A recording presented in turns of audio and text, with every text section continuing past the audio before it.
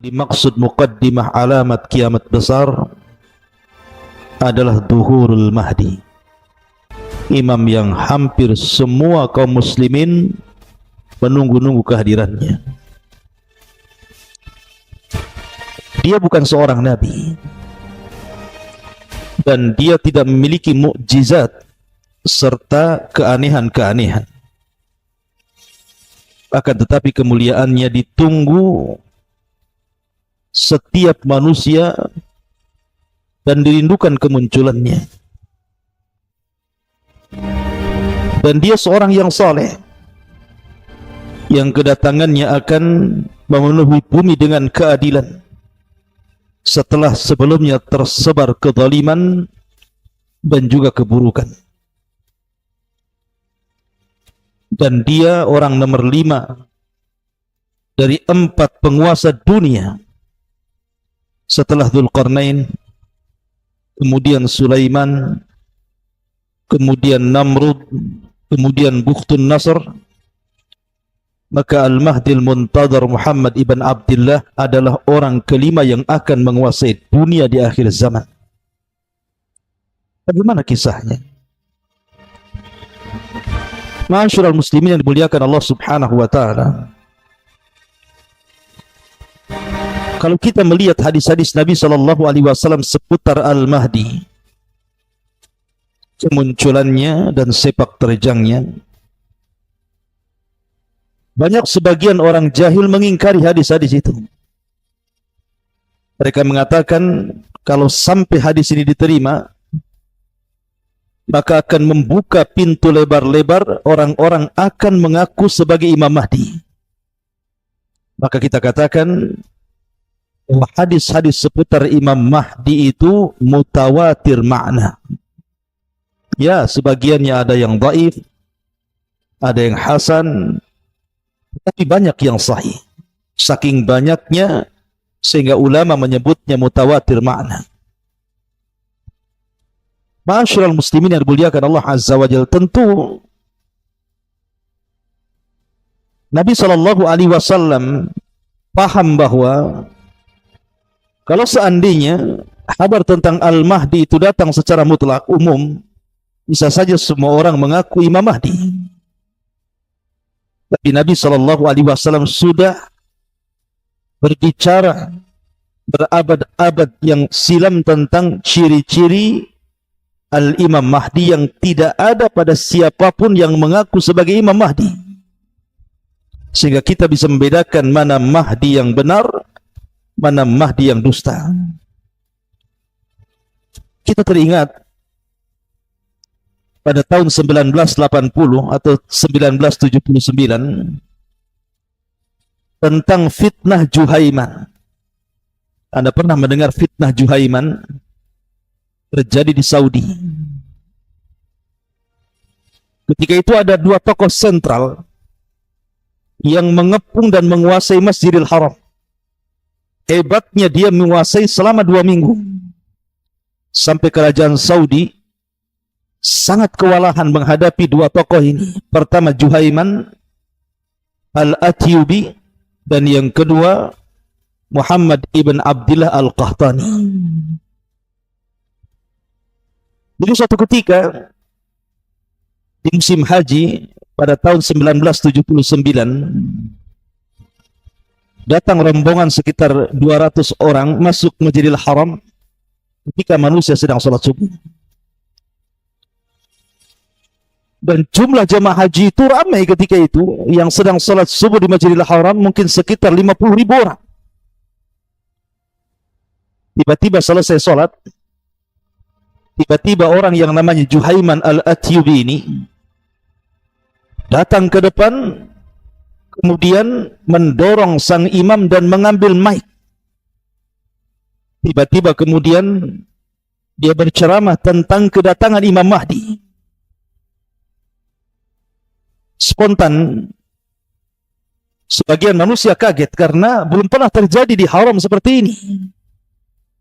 Tiba-tiba dia mengambil mic kemudian mengatakan bahwa Al-Mahdi yang ditunggu-tunggu telah hadir di sekitar kita.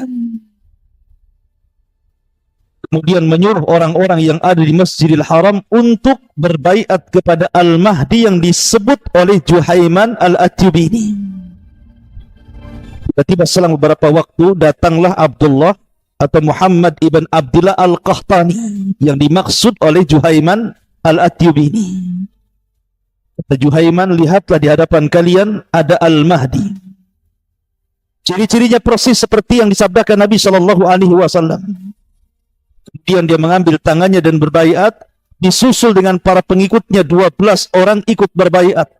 Sebagian manusia terdiam, sebagian manusia heran, sebagian manusia bertakbir. Ma'asyiral muslimin yang dimuliakan Allah Azza wa Jalla, tiba-tiba para pengikut Juhaiman ini datang membawa peti ke dalam Masjidil Haram. Rupanya ketika dibuka peti itu, isinya senjata semuanya. Maka kemudian para pengikut Juhaiman ini mengambil senjata-senjata itu, kemudian menodongkan kepada orang-orang yang ada di Masjidil Haram kala itu. Kemudian sebagiannya naik ke menara-menara, kemudian menguasai Masjidil Haram. Manusia bingung, ada apa ini? Ma'asyiral muslimin yang dimuliakan Allah Azza wa Jalla, dalam tempo 1 jam, Juhaiman dan para pengikutnya bisa menguasai Masjidil Haram. Dan orang-orang yang sudah menempatkan diri di menara-menara untuk menembak siapapun yang menyelisihi Al-Mahdi yang dimaksudkan Juhaiman Muhammad ibn Abdillah Al-Qahtani itu. Ketika sampai kabar ini kepada kerajaan Saudi, kala itu ma'asyiral muslimin yang dimuliakan Allah Subhanahu wa taala, maka kerajaan Saudi kemudian mengutus beberapa polisi untuk mencari kabar ada apa sebenarnya terjadi di Masjidil Haram itu. Kemudian banyak saja mobil polisi sampai di pintu Masjidil Haram dan mereka keluar, tiba-tiba mereka ditembaki kemudian mati. Akhirnya kemudian pemerintah Saudi mengambil sikap, meminta fatwa daripada Hay'ah Kibaril Ulama menghadapi situasi seperti ini.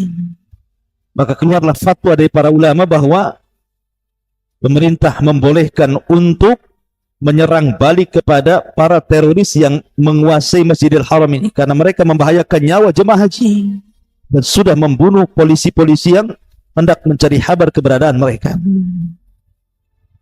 Maka dikirimlah oleh pemerintah Saudi helikopter, pesawat, kemudian mobil-mobil yang bersenjata dan tentara-tentara, dikepungnya Masjidil Haram itu.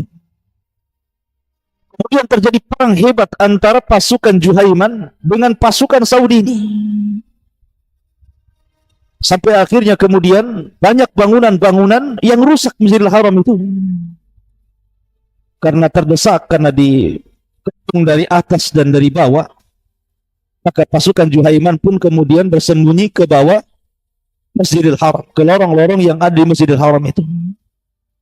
Akhirnya kemudian oleh tentara Saudi dilempari gas-gas air mata, kemudian juga dilempari granat, sehingga akhirnya selama 2 minggu sebagian mereka mati karena tidak ada oksigen, sebagian mati karena kehabisan makanan sehingga tidak makan, sebagian mereka terpingsan. Akhirnya dengan cekatan selama 2 minggu pemerintah Saudi berhasil menguasai Masjidil Haram kembali dan menangkap 63 orang, kemudian dieksekusi. Salah satunya adalah Juhaiman. Ma'asyiral muslimin yang dimuliakan Allah Azza wa Jalla, sebenarnya Juhaiman ini dahulunya adalah tentara dari tentara-tentara Saudi, tetapi dia masuk ke oposisi yang selalu mengkritik pemerintah Saudi. Kemudian akhirnya dia pun membuat isu tentang keburukan pemerintah dengan memunculkan satu tokoh untuk dijadikan bahan pemberontakan kepada pemerintah Saudi dengan isu munculnya Al-Mahdi. Jumpalah dia dengan Muhammad ibn Abdillah Al-Qahtani yang memang ciri-cirinya, fisiknya hampir mirip dengan yang disabdakan Nabi SAW. Setelah kemudian terjadi dialog, dirayunya, engkau adalah Al-Mahdi dan begitu seterusnya, maka Muhammad ibn Abdullah al-Qahtani mau dibaiat dan dijadikan Imam Mahdi. Pada ini kepentingan Juhaiman. Dari kisah ini, kejadian ini, karena kejadian ini kan terjadi pada tahun 1979 atau 1980. Artinya masih baru. Lihat bagaimana dampaknya. Masjidil Haram dikepung, banyak nyawa melayang, banyak yang terluka, jemaah haji ketakutan. Masyarul muslimin yang dimuliakan Allah Azza wa Jalla, kenapa kemudian mereka menjadikan isu Al-Mahdi untuk menumbangkan kekuasaan Saudi? Karena memang kalau kita melihat hadis-hadis Nabi Shallallahu Alaihi Wasallam, Al-Mahdi yang kelak akan muncul di akhir zaman adalah sosok yang ditunggu-tunggu kaum muslimin, yang dirindukan kemunculannya. Makanya kemudian orang banyak mengaku Imam Mahdi. Oleh karena itulah maka malam ini sedikit kita akan bercerita siapa Al-Mahdi, di mana munculnya, siapa pengikutnya, bagaimana sepak terjangnya, bagaimana dia bisa hidup di 3 tanda kiamat besar: munculnya Dajjal, turunnya Isa bin Maryam, dan keluarnya Ya'juj wa Ma'juj. Dan bagaimana wafatnya, berapa tahun dia berkuasa, dan banyak persoalan yang kita akan bahas beberapa menit ke depan. Ma'asyiral muslimin yang dimuliakan Allah Subhanahu wa taala, Nabi sallallahu alaihi wasallam bersabda dalam hadis Abi Sa'id Al-Khudri radhiyallahu an, yakhruju fi akhir ummatil mahdi yusqihi Allahul ghaitha wa tukhrijul arda nabataha wa yu'til mala sihahan wa takthurul masyiyatu wa ta'dumul ummatu ya'isu sab'an aw thamaniyan ay hijajan. Kata Nabi sallallahu alaihi wasallam, pada akhir umatku kelak akan keluar orang yang disebut dengan Al-Mahdi. Dengan sebabnya Allah menurunkan hujan, bumi mengeluarkan tumbuh-tumbuhannya, harta akan dibagikan secara merata, binatang-binatang ternak akan melimpah, umat akan menjadi mulia, dan dia akan hidup selama 7 ataupun 8 tahun. Ada juga yang mengatakan hijajan, 8 kali musim haji atau 7 kali musim haji. Bahkan Nabi sallallahu alaihi wasallam mengatakan, "Lau lam yabqa minad dunya illa al-yawm, la tawwalallahu dzalika al-yawm. Hatta yab'atsallahu rajulan min ahli baiti yuwati'u ismuhu ismi wasmu abihi isma abi yamla'ul arda qistan wa adlan kama muli'at zulman wa jawra." Nabi sallallahu alaihi wasallam, kalau seandainya tidak ada di dunia ini yang tersisa kecuali hanya tinggal 1 hari, untuk 1 hari itu akan Allah Subhanahu wa taala panjangkan sampai dibangkitkan kepada mereka seorang laki-laki dari keturunanku, namanya sama dengan namaku Muhammad, dan nama bapaknya sama dengan nama bapakku Muhammad ibn Abdullah, dan dia akan memenuhi keadilan di permukaan bumi yang sebelumnya telah dipenuhi dengan kezaliman dan juga kerusakan. Bahkan Nabi SAW mengatakan, la tadhhabud dunya hatta yamlikal Arab rajulun min ahli baiti yuwati'u ismahu ismi. Tidak akan hilang dunia ini sampai seseorang bisa menguasai bangsa Arab, dan dia adalah keturunanku yang namanya mirip dengan namaku. Ma'asyiral muslimin yang dimuliakan Allah Azza wa Jalla, dari hadis-hadis ini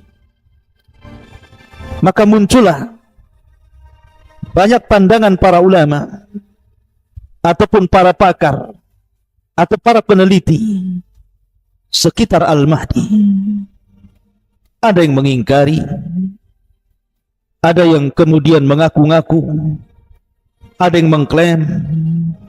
Akan tetapi kalau kita melihat hadis-hadis Nabi SAW, memang Al-Mahdi itu akan ada dan akan datang. Akan tetapi ma'asyiral muslimin yang dimuliakan Allah Azza wa Jalla, Al-Mahdi yang dimaksud Nabi SAW bukan pula Al-Mahdi yang dimaksud orang-orang Syiah. Kita ahli sunnah wal jamaah mengatakan bahwa namanya sama dengan nama Rasul Muhammad dan nama bapaknya sama dengan nama bapak Rasul, maksudnya Abdullah, namanya Muhammad ibn Abdullah. Tiba-tiba muncul nama yang menyelisih hadis Nabi SAW yang bernama Muhammad Hasan Al-Ashqari. Muhammad Hasan Al-Ashqari yang diklaim orang-orang Syiah ketika bayi karena takut dibunuh kemudian disembunyikan di sebuah gua di Sirdab, Irak. Kemudian dia akan bersama manusia, mengikuti manusia, dan akan terus bersama manusia sampai Allah akan keluarkan nanti di akhir zaman. Muhammad Hasan Al-Ashqari, keturunan Husain ibn Ali ibn Abi Talib. Maka kita katakan kisah tentang Muhammad Hasan Al-Ash'ari adalah kisah khurafat, bukan sebuah fakta atau yang sesuai dengan hadis Nabi SAW. Karena Imam Mahdi yang kita kehendaki adalah namanya Muhammad ibn Abdullah, dan dia Al-Hasani, keturunan Hasan, Al-Alawi, keturunan Ali bin Abi Talib radhiyallahu anhu. Dan sudah wajar Imam Mahdi itu keturunan Hasan, bukan keturunan Husain, karena ada sebabnya. Sebabnya adalah ketika Hasan berkuasa 6 bulan lamanya, menggantikan posisi ayahnya, dan dia Khulafaur Rasyidin yang terakhir menggenapkan angka 30 yang disabdakan Rasul. Dia serahkan kekuasaannya kepada Muawiyah sampai tahun itu disebut tahun jamaah. Maka sebagai balasan, al-jaza'u min jinsil amal, balasan itu disesuaikan dengan amalannya, jazaul ihsan ilal ihsan, maka keturunannya kelak akan diberikan kekuasaan yang mampu menguasai dunia. Muhammad ibn Abdullah Al-Hasani Al-Alawi dari keturunan Fatimah bintu Nabi sallallahu alaihi wasallam. Ma'asyiral muslimin yang dimuliakan Allah Subhanahu wa taala, Nabi sallallahu alaihi wasallam menyebutkan beberapa ciri yang disebutkan ciri fisik Imam Mahdi. Kata Nabi sallallahu alaihi wasallam, "Al-Mahdi minni ajlal jabha aqnal anf, yamla'ul arda qistan wa'adlan kama muli'at dulman wa jawran, yamliku sab'a sinin." Kata Nabi SAW, Al-Mahdi itu keturunanku. Dahinya lebar, hidungnya mancung, memenuhi bumi dengan keadilan, sebagaimana sebelumnya bumi sudah tersebar kezaliman dan keburukan, dan dia akan menguasai bumi selama 7 sinin, 7 tahun, dalam riwayat 8 tahun. Dan Allah Subhanahu wa taala akan memperbaiki Al-Mahdi itu dalam 1 malam. Al-Mahdi minna ahlal bait yuslihullahu fi lailatin. Al-Mahdi itu dari kami kalangan ahli bait, Allah perbaiki dalam 1 malam. Ma'asyiral muslimin yang dimuliakan Allah Azza wa Jalla, lalu kapan Imam Mahdi muncul dan di mana? Apakah dia hidup sekarang? Apakah hari ini Imam Mahdi sudah ada? Sebagaimana ada orang yang memprediksi bahwa Imam Mahdi itu sudah ada. Maka kita katakan dalam sebuah hadis,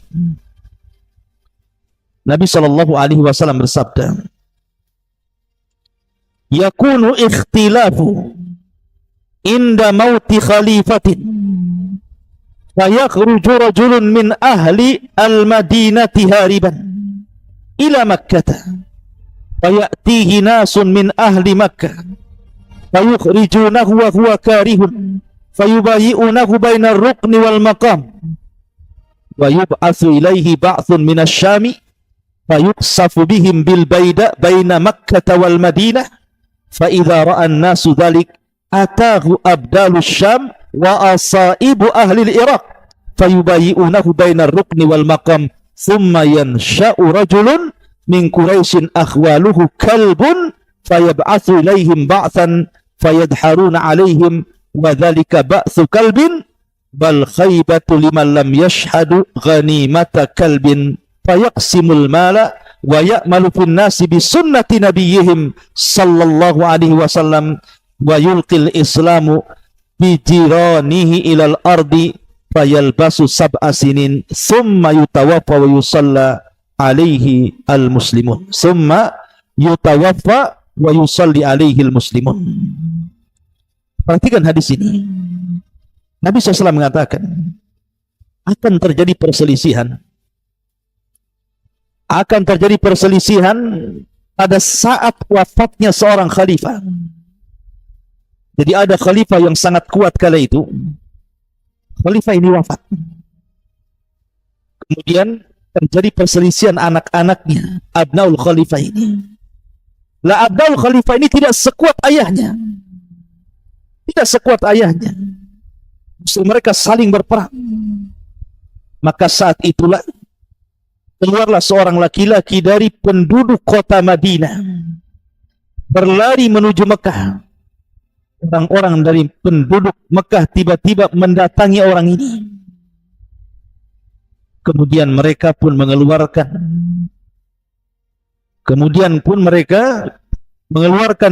laki-laki itu untuk dibayat, tetapi dia tidak suka dan membencinya. Kemudian mereka tetap membayat dia di antara rukun Yamani dan makam Ibrahim. Kemudian dikirimlah kepadanya satu pasukan yang tidak suka ada seseorang yang dibayat dan mengaku Imam Mahdi, dan pasukan itu datang dari arah Syam menuju Madinah.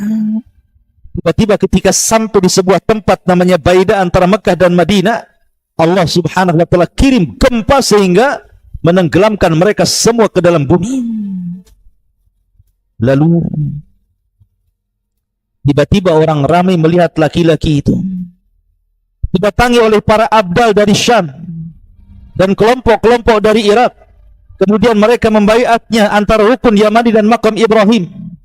Kemudian muncullah seorang laki-laki dari pasukan. Kemudian pasukan itu pun mengalahkan mereka. Itu adalah pasukan suku Kalb, dan adalah suatu kerugian bagi sesiapa yang tidak mempersaksikan ghanimah dari Kalb. Kemudian beliau Al-Imam Mahdi berusaha mengamalkan di tengah-tengah manusia sunnah Nabi SAW, menyebarkan Islam ke seantero dunia, dan beliau Al-Mahdi akan tinggal selama 7 tahun lalu meninggal dunia dan disolatkan oleh kaum muslimin. Hadis ini oleh sebagian para ulama ada yang mengatakan sahih dan ada yang melemahkannya.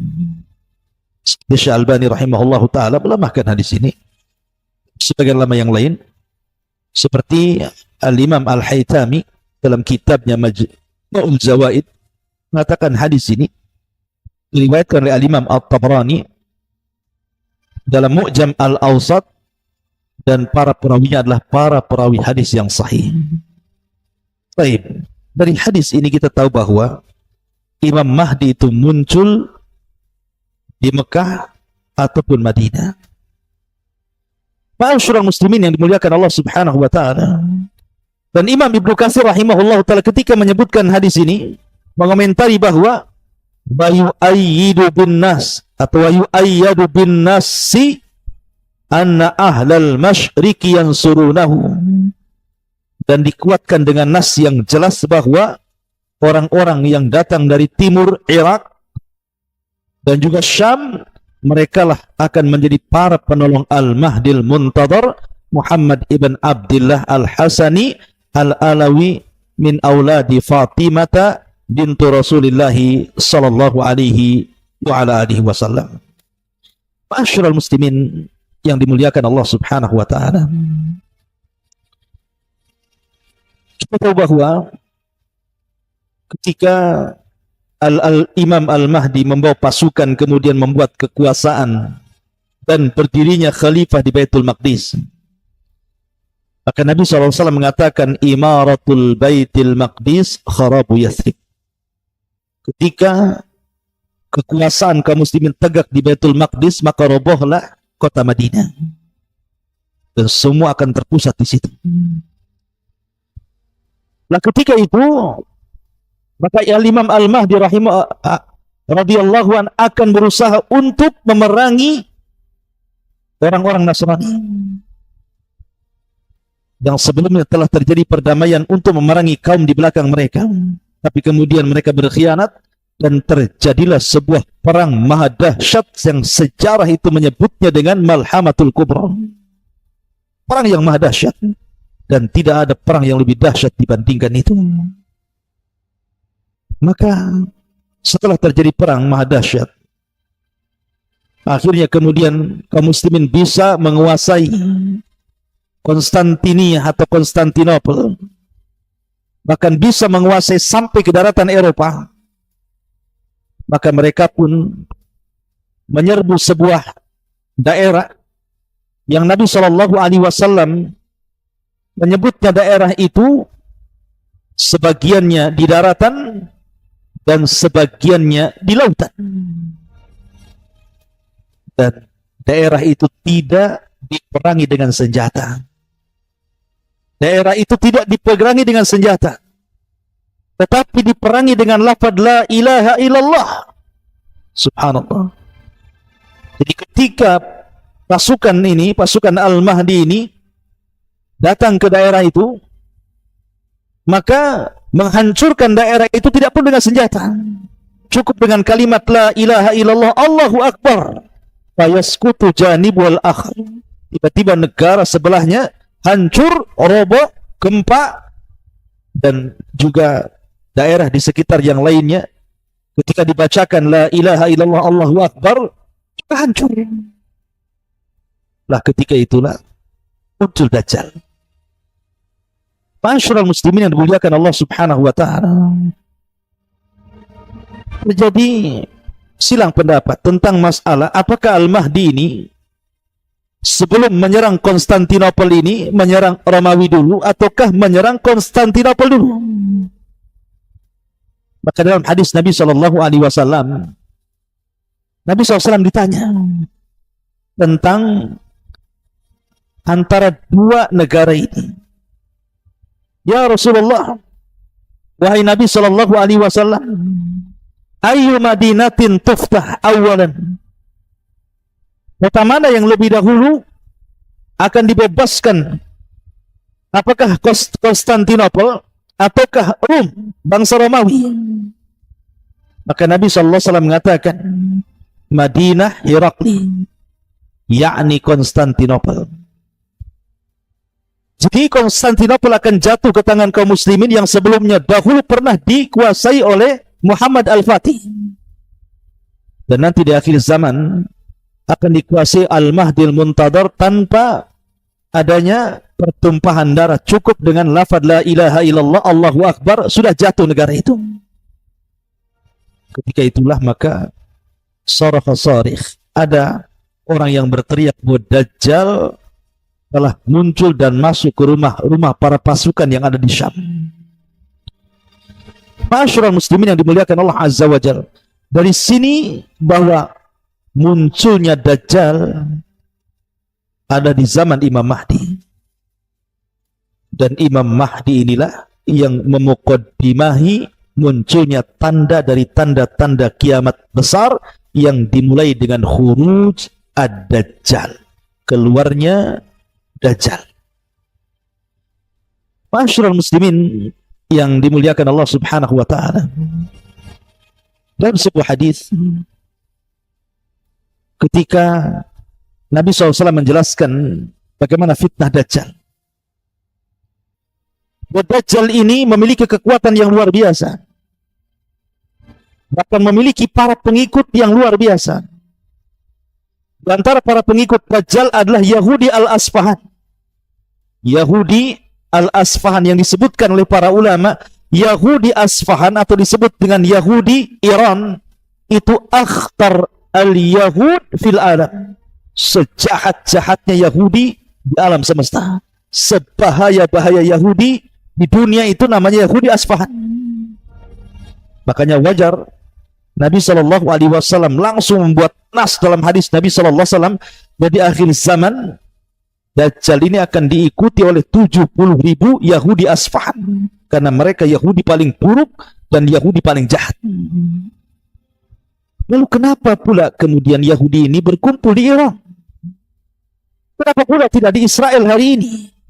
Kenapa kemudian Dajjal harus ke Iran dan bergabung dengan orang-orang Yahudi Asfahan dan menjadi pemimpin mereka? Dan kapan Yahudi sampai ke Iran? Ma'asyiral muslimin yang dimuliakan Allah Azza wa Jalla, ada yang mengatakan bahwa Yahudi masuk Iran itu sudah lama, jauh sebelum penanggalan Masehi ada, di zaman Buftun Nasr. Ketika Yahudi menyerang Palestina dan menghancurkan kota sehancur-hancurnya, kemudian membawa orang-orang Yahudi menjadi tawanan ke Babil, Irak. Setelah bertahun-tahun, akhirnya kemudian Babil pun dihancurkan oleh orang-orang Furs, orang-orang Persia. Lah Babil ini akhirnya kalah dan hukumnya kemudian hukum Persia. Lah orang-orang Persia inilah yang kemudian membawa orang-orang Yahudi sampai di Iran. Dan sampai hari ini seolah-olah memang Nabi SAW sudah diberikan wahyu oleh Allah Azza wa Jalla. Memang Yahudi akan ada di situ dan akan menjadi para pengikut Dajjal. Karena memang sudah ada perkampungan Yahudi di Iran itu. Makanya kenapa antara Syiah dengan Yahudi itu ada erat kaitan. Karena Syiah pun pendirinya adalah seorang Yahudi, Abdullah ibnu Sabah. Ma'asyiral muslimin yang dimuliakan Allah Azza wa Jalla. Lah belum lagi kemudian para pengikutnya adalah orang-orang kafir secara umum, kemudian orang-orang munafik, kemudian orang-orang yang wajah mereka bulat seperti orang-orang Tatar, Mongolia dan yang sejenisnya, dan orang-orang Arab jahil, kemudian para wanita dan banyak. Nanti kita akan buat tema khusus tentang Atba'ud Dajjal ini. Tapi yang jelas bahwa pasukan besar itu tidak mungkin dikalahkan oleh Al-Mahdi.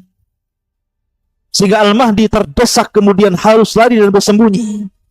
Sampai akhirnya mereka pun semakin terpojok, kemudian terdesak sampai kemudian mereka membuat camp di Bukit Tur. Dan mereka tidak berani turun.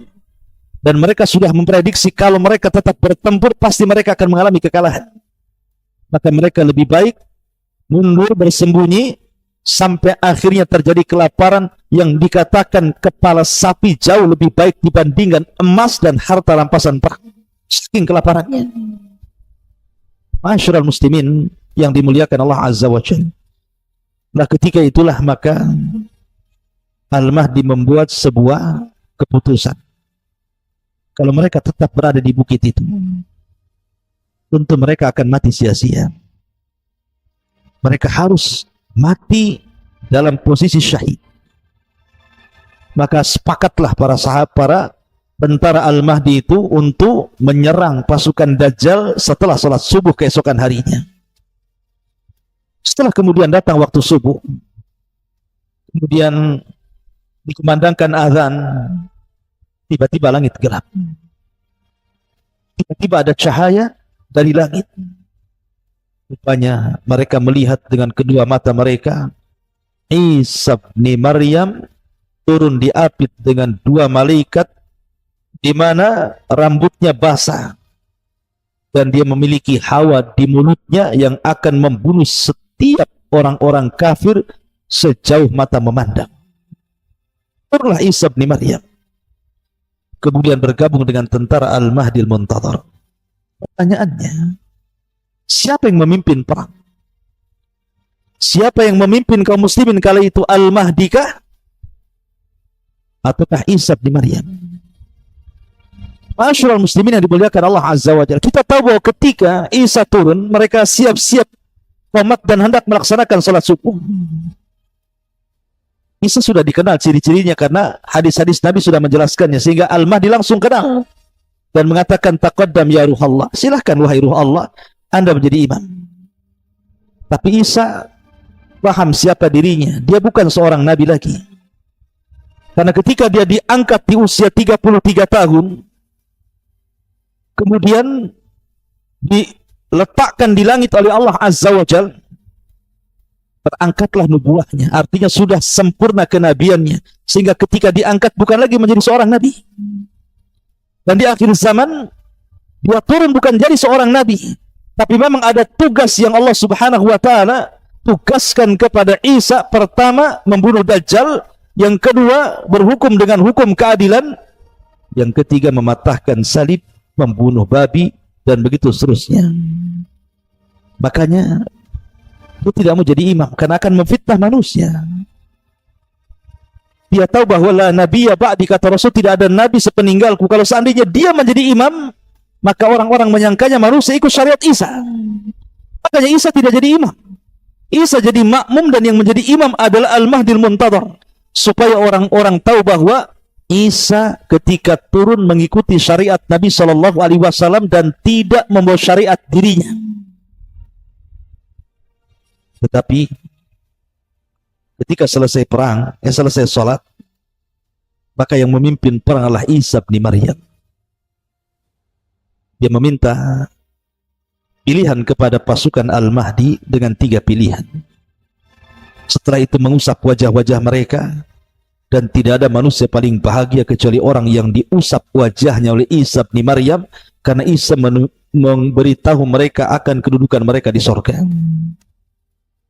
Berangkatlah pasukan ini. Kemudian ketika Isa melihat Dajjal, dan Isa memiliki hawa yang bisa membunuh orang-orang kafir sejauh mata memandang, Dajjal pun lari, dikejarnya sampai ketika tidak ada tempat kecuali sampai di Babil Lut. Maka Isa pun kemudian membunuh Dajjal, memenggal kepalanya. Kemudian orang-orang Yahudi dan para pengikut Dajjal ketakutan, kaum muslimin membantai mereka dengan sangat mudah, sampai-sampai orang-orang itu bersembunyi di apapun. Dia sembunyi di batu, di pohon, pohon bisa bicara, batu bisa bicara, dan mengatakan, wahai muslim, di belakang saya Yahudi, bunuh dia, bantai dia, dan begitu seterusnya. Akhirnya peperangan ini dimenangkan oleh Al-Mahdi dan juga Isa bin Maryam, dan ini kemenangan kaum muslimin. Masyarul muslimin, saya sering mengkisahkan tentang Al-Mahdi. Saya tidak hendak mengkisahkan masalah ini, tapi saya ingin mengatakan bahwa ada alamat yang tidak semua orang mengaku dirinya Imam Mahdi. Karena kalau seandainya tidak ada alamat khusus dan ciri khusus, bisa saja semua orang mengaku Imam Mahdi, seperti kisah di permulaan yang saya ceritakan tentang kisah Juhaiman yang mengangkat Muhammad ibn Abdillah al-Qahtani sebagai Al-Mahdi, sehingga menjadi keributan di Masjidil Haram dan menguasai Masjidil Haram selama 2 minggu. Atau Muhammad ibn Abdillah al-Barbari, atau disebut dengan Ibnu Tamun, ngaku Imam Mahdi. Kemudian dia membawa pengikutnya untuk menggali lubang kuburan. Kemudian masuk semua di situ. Kemudian memberikan nasihat soal kematian. Allah takdirkan, Allah gempakan bumi. Rupanya kemudian tanah kuburan itu bergegar, akhirnya mengubur mereka semuanya. Muhammad ibn Abdillah al-Balbari, aku Imam Mahdi, sampai mati tertimbun, diadab langsung oleh Allah Azza wa Jalla. Kemudian Ubaidillah al-Qaddah, ngaku Imam Mahdi. Ma'ruf kisahnya, Ubaidillah al-Qaddah ini kakeknya seorang Yahudi, dan dialah yang membawa tentara Qaramitah membantai jamaah haji. Kemudian dia kubur sumur Zam-Zam itu dengan jasad manusia. Kemudian dia congkel Hajar Aswad, dibawanya ke Bahrain selama 22 tahun. Dan dia mengaku Imam Mahdi. Kalau seandainya tidak ada ciri-ciri khusus, semua orang bisa mengaku Imam Mahdi. Maka apa ciri-ciri Al-Mahdi itu? Yang pertama, dia tidak menyuruh manusia dirinya Mahdi. Dia tidak mengatakan saya Mahdi, bayat kepada saya. Tidak. Bahkan dia tidak suka dan benci kalau dia dikatakan Mahdi dan ingin dibayat. Yang kedua, namanya harus sama dengan nama Rasulullah, Muhammad atau Ahmad, dan nama bapaknya harus sama dengan nama bapak Rasul, Abdullah, Muhammad atau Ahmad ibn Abdillah. Kemudian nasabnya harus sampai kepada Hasan dan Husain, bukan Husain. Artinya harus keturunan Hasan ibn Ali ibn Abi Thalib, daripada Fatimah bintu Rasulullah sallallahu alaihi wasallam. Kemudian fisiknya harus mencocoki sifat yang disifatkan Rasul, seperti dahinya lebar, kemudian hidungnya mancung, dan banyak lagi sifat-sifat yang disebutkan dalam hadis-hadis Nabi sallallahu alaihi wasallam tentang ciri fisik Imam Mahdi. kemudian keluarnya saat terjadi khilaf antara anak-anak khalifah. Kemudian dia harus muncul di Mekah, dibaiat di antara rukun dan makam Ibrahim, dan dia harus orang saleh, orang yang bertakwa, memiliki ilmu tentang Al-Quran dan Sunnah Nabi Shallallahu Alaihi Wasallam. Dan sebelum kemunculannya, artinya sebelum banyak orang yang membaiatnya, terjadi gempa di Baidah yang menenggelamkan pasukan Syam yang hendak membunuh Al-Mahdi yang baru saja dibaiat di Mekah. Dan sebelumnya terjadi kezaliman dan kerusakan, maka dia datang membawa keadilan dan kebenaran. Ma'asyiral muslimin yang dimuliakan Allah Subhanahu wa taala. Maka dari sini ada tanda-tanda, bahkan tanda-tanda sebelum munculnya Imam Mahdi sudah ada, seperti banyaknya fitnah, banyaknya maksiat, banyaknya gempa, kemudian Irak Syam dikepung oleh orang-orang kafir dari luar, kemudian terjadi gempa di arah timur, barat, dan jazirah Arab. Itu harus terjadi. Masyaallah muslimin yang dimuliakan Allah Azza wa Jalla. Masalahnya, ada sebuah pertanyaan. Kita tahu Imam Mahdi ini dijelaskan dalam hadis, kedatangannya bumi ini akan subur. Yuskil arda, di mana bumi akan subur, ternak akan banyak, buah-buahan akan melimpah, kemudian kehidupan akan diberkahi. Sementara Dajjal terbalik. Dajjal itu datang membawa kerusakan. Bahkan sebelum kemunculannya 3 tahun terjadi paceklik hebat, sampai kemudian sepertiga terakhirnya tidak hujan dan satu bumi mengalami kekeringan. Supaya Dajjal bisa merayu manusia, siapa yang mengikuti dia, dia akan hijaukan buminya. Sementara Imam Mahdi dan Dajjal ini satu zaman. Soalnya tidak bisa ditemukan yang satu mengatakan kalau ini muncul akan hijau, kalau ini muncul akan kering. Lalu bagaimana cara menjamaknya? Maka ulama mengatakan bahwa 3 tahun kekeringan sebelum kemunculan Dajjal ini itu datang duluan. 3 tahun pertama sepertiga langit ditahan, sepertiga bumi pun ditahan. Tahun kedua 2/3 langit ditahan, 2/3 bumi ditahan. Kemudian tahun ketiga semua langit ditahan, bumi ditahan, sehingga terjadi kekeringan hebat. Yaitu tahun sebelum Imam Mahdi muncul. Tapi setelah Imam Mahdi muncul, maka bumi akan menjadi hijau, akan berkah, sampai akhirnya munculnya Dajjal. Kemudian membawa kerusakan di permukaan bumi, keanehan, macam-macam. Akhirnya banyak orang yang terfitnah agamanya, dan tidak ada yang selamat kecuali yang Allah rahmati keimanannya.